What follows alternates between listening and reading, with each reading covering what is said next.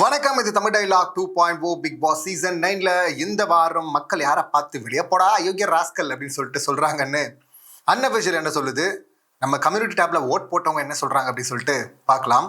First unofficial வந்தோம் அப்படின்னா டாப்ல வியனா இருக்கிறாங்க. இப்போ இவங்க வாங்கியிருக்கிற ஓட்டு தான் பார்த்தீங்கன்னா டைட்டில் வின்னருக்கான ஓட்டு. பட் இது கன்சிஸ்டண்டா அப்படியே கண்டினியூ ஆகும் அப்படின்னு சொல்லிட்டு எனக்கு தோணல பர்சனலா. ஏன்னா இன்னும் அவங்களுடைய ஆட்டம் ஃபுல்லா ஆரம்பிக்கவே இல்லை. அதுக்குள்ள டாப்ல எப்படி 1,91,000 ஓட்டு வாங்கியிருக்கிறாங்க. ரெண்டாவது இடத்துல பிரவீன் ராஜ் இருக்கிறாரு, 76,000 ஓட்டு வாங்கியிருக்கிறாரு. பெஸ்ட் பர்ஃபார்மரா வேற தேர்ந்தெடுக்கப்பட்டிருக்காரு. டாஸ்க்ல நல்லா பண்ணாரு. அது மூலியமா நாமினேஷன் ஃப்ரீ பாஸ் வேற வாங்கியிருக்கிறாரு. ஸோ இப்ப தனியா தெரிய ஆரம்பிச்சிருக்கிறாரு. மூன்றாவது இடத்துல சுபிக்ஷா இருக்கிறாங்க, 65,000 ஓட்டுல இருக்கிறாங்க. இவங்க கிட்ட நாமினேஷன் ஃப்ரீ பாஸ் போயிருக்கு. இந்த வாரம் சரியா பார்வதி பார்த்தீங்கன்னா எல்லாரையும் முதுகுல குத்தி நான் ஒரு டாஸ்க் ஆடுறேன்டா, ஒரு பர்ஃபார்ம் பண்றேன்டா அப்படின்னு சொல்லிட்டு பண்ணா கடைசியில ரம்யா தான் முதுகுல குத்துவா, சுபிக்ஷா மாதிரி குத்த மாட்டா அப்படின்னு சொல்லிட்டு நம்பி போனா ரம்யா அண்ணா சுபிக்ஷா அண்ணா ரெண்டும் ஒண்ணுதான் அப்படின்னு சொல்லிட்டு முதுகுல குத்தி விட்டுருக்குறாங்க. ஸோ அதற்கான விளைவுகளையும் அவங்க சீக்கிரம் சந்திப்பாங்க அப்படின்னு நினைக்கிறேன். அது பண்ணாம இருந்தா இவங்க டாப்ல போயிருக்கிறதுக்கும் வாய்ப்பு இருந்தது. பாப்போம். 65,000 ஓட்டுல இருக்கிறாங்க. நாலாவது பார்த்தீங்கன்னா துஷார் இருக்கிறாரு, 59,000 ஓட்டில் இருக்கிறாரு. துஷாரும் பெருசாக எதுவும் பண்ணல கேப்டன்சி. காரணம் பார்த்தீங்கன்னா ஃபுல் ஃபோக்கஸ் பார்த்தீங்கன்னா அரோரா மேலே போயிடுச்சு. அரோரா கேமும் இதுதான் கேம்னே ஆடிட்டு இருக்கிறாங்க. இவருடைய கேம் போச்சு அப்படின்னு தான் பார்க்கணும். பெரிய பவர், வீட்டு தலை பவர். இந்த சீசனில் முதல் வீட்டு தலை அப்படின்னு சொன்னாங்க. கடைசியில் பார்த்தீங்கன்னா முதல்ல துரத்தி அனுப்புனார் பிக் பாஸ். பதவி பறிக்கப்பட்டது. ஸோ அந்த லெவலுக்கு ஒஸ்ட்டாக போயிட்டாரு. இப்போ அடுத்து இந்த கமருதனோட பஞ்சாயத்து, இப்போ அதுதான் பெரிய பஞ்சாயத்தா இருக்கு. அரோராக்காக கோல்டு வார் ஒன்று போயிட்டு இருக்கு. அதுல இருந்து எப்படி எஸ்கேப் ஆகுறாரு அப்படின்னு சொல்லிட்டு பார்ப்போம். அடுத்து கலை இருக்கிறாரு 5வது இடத்துல, 56,000 ஓட்டுல இருக்கிறாரு. ஒரு மிட் ரேஞ்சில் ஒரு சேஃபர் ஜோன் தான் இப்போதைக்கு சொல்லணும் அப்படின்னா. ஆனால் ஒரு சின்ன ட்விஸ்ட் இருக்கு, அது அப்புறமா பார்ப்போம். அடுத்து பார்த்தீங்கன்னா ரம்யா இருக்கிறாங்க 6வது இடத்துல, 44,000 ஓட்டுல இருக்கிறாங்க. அதுக்கு அடுத்து அரோரா இருக்கிறாங்க, 43,000 ஓட்டுல இருக்கிறாங்க. ரெண்டு பேருக்கும் ஒரு ஆக்சுவல் டிஃபரன்ஸ் பார்த்தீங்கன்னா 1,600 ஓட்டு வருது.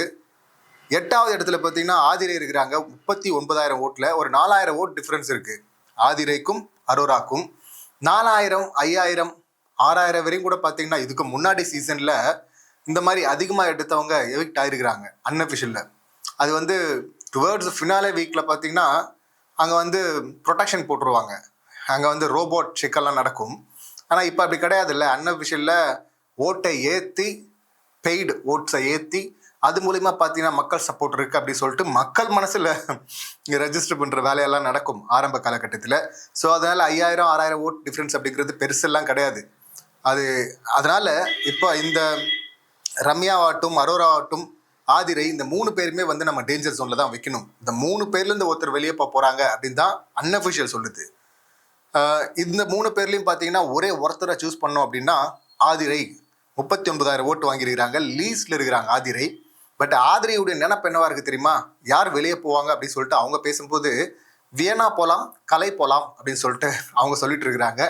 ஏன் அப்படி சொல்றாங்க அப்படின்னா வியனாவும் கலையும் பெருசா எதுவும் பண்ணல இவங்க பண்ண அளவுக்கு இவங்களோட கம்பேர் பண்ணும் போது அப்படின்னு அவங்க நினைக்கிறாங்க. ஃபர்ஸ்ட் இதை முடிச்சிருவோம். ஏன்னா இவங்களுக்கு தனியாக ஒரு பாயாசம் பெருசாகவே போட வேண்டியிருக்கு. அது அப்புறம் பார்ப்போம். இப்போ அடுத்து அப்படியே நம்ம கம்யூனிட்டி டேப்க்கு வந்தோம் அப்படின்னா கம்யூனிட்டி டேப்ல ஓட்டு போட்ட எண்ணிக்கை பார்த்தீங்கன்னா குறைவு தான், சாம்பிள் சைஸ் கம்மி தான். ஆனால் இங்கே கள்ள ஓட்டுலாம் போட மாட்டாங்க மக்கள். ஸோ இங்கே ஒரு சின்ன டிஃப்ரென்ஸ் இருக்கு அன்அஃபிஷியலுக்கும் நம்ம கம்யூனிட்டி டேப்க்கும். இங்கே 3 பேர் வெளியே போவாங்க அப்படின்னு சொல்லிட்டு அந்த 3 பேரை எடுத்தோம் அப்படின்னா ஆதிரை, அரோரா, ரம்யான் தானே அன்அஃபிஷியல் இருக்கு. ஆனால் கம்யூனிட்டி டேப்ல கலை அப்படின்னு சொல்றாங்க. அதுலேயும் பார்த்தீங்கன்னா ஓட் பர்சன்டேஜ் படி பார்த்தா ஆதிரை, கலை 2 பேருக்குமே பார்த்தீங்கன்னா 50% பேர் ஓட் போட்டிருக்காங்க வெளியே போகணும் அப்படின்னு சொல்லிட்டு. கிட்டத்தட்ட ரொம்ப ஈக்குவலாக இருக்கிறாங்க. 3வது ஆப்ஷனில் பார்த்தீங்கன்னா 34% பேர் ஓட்டு போட்டிருக்காங்க அரோரா போகணும் அப்படின்னு சொல்லிட்டு. இதில் சரி 4வது ஆப்ஷனாக ஒருத்தர் வச்சுக்கலாமா அப்படின்னா அங்கே தான் ரம்யா வர்றாங்க, 30% பேர் ஓட் போட்டிருக்கிறாங்க. அன்அஃபிஷியலில் கலை இல்லை டேஞ்சர் ஜோனில். ஆனால் நம்ம கம்யூனிட்டி டேப்ல கலை டேஞ்சர் ஜோனில் இருக்காரு. டேஞ்சர் ஜோனில் இருக்கிறாரு. ஏன்னா ஆதிரை, கலை 2 பேருமே ஈக்குவலா இங்க போட்டி போட்டுருக்குறாங்க யார் வெளியே போகணும் அப்படிங்கிறதுல. இப்ப இந்த 2 பேருங்கிறத விட ஆதிரை அப்படின்னு சொல்லிட்டு நம்ம பிக் பண்ணிப்போம். ஏன்னா 2த்துக்கும் காமனா இருக்கிறது ஆதிரை தானே. இப்ப ஆதிரை முதல் நாளே பார்த்தீங்கன்னா எல்லாரும் ஃபயர் விட்டாங்க ஆதிரைக்கு. ஃபர்ஸ்ட் நாமினேட் பண்றாங்க. அப்ப வந்து கண்டென்ட்டுக்காக கன்றாவையெல்லாம் பண்றாங்க. திவாகர், இந்த கலையரசன் இவங்களெல்லாம் உள்ள விட்டுருக்கிறீங்க, இவ்வளவு பெரிய ஸ்டேஜை கொடுத்துருக்கிறீங்க. இந்த சமூகத்துக்கு என்ன சொல்ல விரும்புறீங்க, என்ன சொல்ல வர்றீங்க? இதுக்கெல்லாம் தகுதியே இல்லாத ஆட்கள், இவங்கெல்லாம் தகுதியான ஆட்கள்லாம் வெளியே இருக்கிறாங்க அப்படின்னு சொல்லிட்டு கோவப்பட்டாங்க பாருங்க. எல்லாருமே ஃபயரை தெரிய விட்டாங்க. நான் அதுக்கும் முன்னாடி ஸ்டேஜில் அவங்க பேசின பேச்சுக்கே பார்த்தீங்கன்னா இவங்க ப்ராமிசிங் கண்டஸ்டண்டாக தான் இருப்பாங்க அப்படின்னு சொல்லிட்டு நம்ம அப்பயே சொல்லிட்டோம், அந்த லிஸ்ட்டில் வச்சுட்டோம். ஸோ அப்படியெல்லாம் தெரிய விட்டாங்களா. அடுத்து கேப்டன்சி டாஸ்க்கு, கேப்டன் ஆகிடுவாங்களோ ஃபஸ்ட்டு அப்படின்னு சொல்லிட்டு பார்த்தா கேப்டன் ஆகலை. அதுக்கப்புறம் வந்து பிக் பாஸ் கிரியேட்டிவ் டீம் என்னடா கொடுக்குறீங்க ப்ராப்பர்ட்டி, ஒரு ப்ராப்பர்ட்டியோட ஒழுங்காக கொடுக்க தெரியல உங்களுக்கு. சின்னதாக வாய் கட்டுறதுக்கு பார்த்தீங்கன்னா ஒரு சின்ன துண்டு போதாதா, இதில் பெருசாக கொடுத்து அவன் முகத்தை மறைக்க விட்டு அதை ஒரு காரணமாக சொல்லி இங்கே எல்லாரும் ஓட்டு போட்டு அவனை கேப்டன் ஆக்கிட்டாங்க. இது வந்து சீட்டிங் அப்படின்னு சொல்லிட்டு நான் தண்டனையெல்லாம் நான் ஏற்றுக்க மாட்டேன், பனிஷ்மெண்ட்டை நான் மாஸ்க் போட மாட்டேன் அப்படின்னு சொல்லிட்டு அடம் பிடிச்சிட்டு இருந்தாங்க. நடுவில் பார்த்தீங்கன்னா கம்ருதன் ஒழுங்காக வேலை செய்யலை அப்படின்னு சொல்லிட்டு அதை ஒரு கண்டஸ்டண்ட்டாக கேட்கறது எனக்கு உரிமை இருக்குது அப்படின்னு சொல்லிட்டு அவங்க தட்டி கேட்டாங்க. ஸோ அந்த இடத்துல தனியாக தெரிஞ்சாங்க. இப்படி எல்லாமே தனியாக தெரிஞ்சவங்க இன்னும் தனியாக தெரிஞ்சது பார்த்தீங்கன்னா முதல் வீக்கெண்டு விஜய் சேதுபதி எப்படி ஹேண்டில் பண்ண போறாரு அப்படின்னு சொல்லிட்டு பார்த்துட்டு இருந்தா வந்து எல்லாரும் ஒரு 3-4 பேர் வந்து எழுந்து நின்று பேரை சொல்கிறாங்க. இவங்க வந்து உட்காந்துட்டே சொல்ல விஜய் சேதுபதி கேட்குறாரு, என்னாச்சு, ஏன் உட்காந்துட்டு சொல்கிறீங்க அப்படின்னு சொல்லிட்டு ஏஞ்சிட்டு சொல்கிறாங்க. இப்போ கேட்குறாரு, ஒரு செயின்னா வந்தாங்கல்ல அது ஏன் கட் பண்ணுறீங்க அப்படின்னு கேட்டால், சார் அது அவங்க விருப்பம் சார் அப்படின்ட்டாங்க. இல்லைம்மா இது விருப்பம்லாம் கிடையாதுமா, உங்கள் விருப்பப்படி இருக்கிறது நீங்கள் வரலம்மா அப்படின்லாம் சொல்லிட்டு அதுலேயும் வந்து ஏம்மா எழுந்திருக்கல அப்படின்னு கேட்டால் ஓகே அப்படின்னா என்ன ஓகேன்னா என்ன. அந்த இடத்துல விஜேஎஸ் பார்த்தீங்கன்னா பயங்கரமாக ட்ரிகர் ஆகிட்டாரு. இதை கமல் சார்கிட்ட சொல்லியிருந்தா இன்னும் வச்சு செஞ்சு விட்டுருப்பாரு. பட் அந்த அளவுக்கெல்லாம் போல முகம் சட்டன் மாறிச்சு. விஜேஎஸ்க்கு கேட்டார், ஓகேன்னா என்ன அர்த்தம், உங்கள் இஷ்டத்துக்கெல்லாம் இங்கே இருக்க முடியாது அப்படின்னு சொல்லிட்டு வார்ன் பண்ணார். அப்படி யாரோ மாட்ட போகிறாங்க பஞ்சாயத்தில் அப்படின்னு பார்த்தா இவங்களும் மாட்டுவாங்க ரூல் பிரேக்குன்னு பார்த்தா கடைசியில் இந்த மாதிரியான ஒரு விஷயத்தில் வந்து மாட்டினாங்க. அடுத்து பார்த்தீங்கன்னா அப்படியே டோட்டலாக கான்ட்ராஸ்டாக லவ்னு சொல்லிட்டு போகிறாங்க. ஃபஸ்ட்டு பெஸ்ட்டு ஃப்ரெண்டுன்னு போகிறாங்க. வெளியில் பார்த்தாங்களாம் 2 நாள் முன்னாடி, யாரா பையன் சூப்பராக இருக்கானே அப்படின்னு சொல்லிட்டு சைட் அடிச்சாங்களாம். கூட இவர் ஆள் இருக்கும்போது சைட் அடிச்சாங்களாம். ஓகே அதில் என்ன இருக்குது, ஒரு பையன் நல்லா இருக்கான் பார்க்குறதுல என்ன இருக்குது அப்படின்னு சொல்லிட்டு அப்படி எடுத்துப்பாங்கன்னு சொல்கிறாங்க. சரி அப்படியே எடுத்துக்கலாம்னு வச்சுக்கோங்களேன். அடுத்து உள்ளே வராங்க. இங்கே நான் கேமில் இது ஒரு பெரிய கேம், மாரத்தான் ரேஸ் மாதிரி. அவ்வளோ நாள் விளையாடணும்னா நிறைய பிரச்சனை வரும், நான் சோர்ந்து உட்கார வேண்டியிருக்கும். அப்படி உட்காரும் போது எனக்கு தோலை தட்டி கொடுக்க ஒருத்தன் வேணும், அந்த பெஸ்ட் ஃப்ரெண்டு தான் இவன் அப்படின்னு சொன்னாங்க. யார், இந்த எஃப்ஜேவை பார்த்து. அடுத்து பார்த்தீங்கன்னா மருத்துவ முத்தம். அடுத்து பார்த்தீங்கன்னா அப்படியே உடஞ்சி டே நான் ரொம்ப வீக் ஆகிட்டு வரடா உன்னால அப்படின்னு சொல்லிட்டு அழுகுறது. அதுக்கப்புறம் அவரு தேட்டுறது. இது இன்னொன்று போயிட்டே இருக்கு.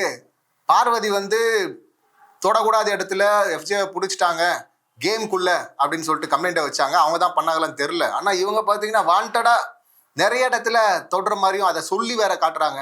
ஏன் அவ பிடிக்கலாமா, அப்போ நல்லா இருந்துச்சா அப்படின்னு சொல்லிட்டு. இந்த கன்றாவியெல்லாம் பார்க்கும்போது முதல் வாரத்தில் ஒருத்தவங்க சொன்னாங்கல்ல, இவங்கெல்லாம் ஒரு ஆள், இவங்கெல்லாம் என்ன தகுதி இருக்கு கண்டென்ட்டுங்கிற பேரில் கன்றாவி பண்ணுறதுலாம் உள்ளே கூப்பிட்டு வந்திருக்கீங்க அப்படின்னு. அந்த ஆதிரை எங்கம்மா, அந்த ஆதிரை பாயிண்ட் ஆஃப் வியூவில் பார்த்தா இந்த ஆதிரை உள்ளே இருக்க தகுதியே கிடையாது, தூக்கி வெளியே போடுங்க அப்படின்னு தான் சொல்லணும். ஏன்னா இது அவங்களே சொல்லியிருக்கிறாங்கல்ல, என்ன சொல்ல வர்றாங்க இந்த சமூகத்துக்கு, வெளியே ஆள் இருக்கட்டும், அது இருந்துட்டு போட்டோம், அவர் உள்ள ஒரு ஆள் வேணும். அந்த ஆள் கூட நார்மலாக இருந்தால் கூட பரவாயில்ல, அது எக்ஸ்ட்ரீமா உடனே லவ், உடனே எக்ஸ்ட்ரீமு, உடனே பிரேக்கப் மாதிரி நேற்று ஒன்று, அதுவும் கண்டென்ட் வச்சு பண்ணுறாங்க போல இருக்கு. அப்படியே இவங்க தோழி பூர்ணிமா என்ன பண்ணிட்டு இருந்தாங்களோ அவங்க சீசன் 7 அதை அப்படியே பண்ணிட்டு இருக்காங்க. ஆனால் கொஞ்சம் வேகமாக பண்ணிட்டு இருக்கிறாங்க. ஏமா எல்லாத்தையும் பேசி முடிச்சிட்டேன்னா, எல்லாத்தையும் பண்ணி முடிச்சிட்டேன்னா அடுத்து என்னமா இருக்குது, இவ்வளோ சீக்கிரம் பண்ணிட்டேன்னா.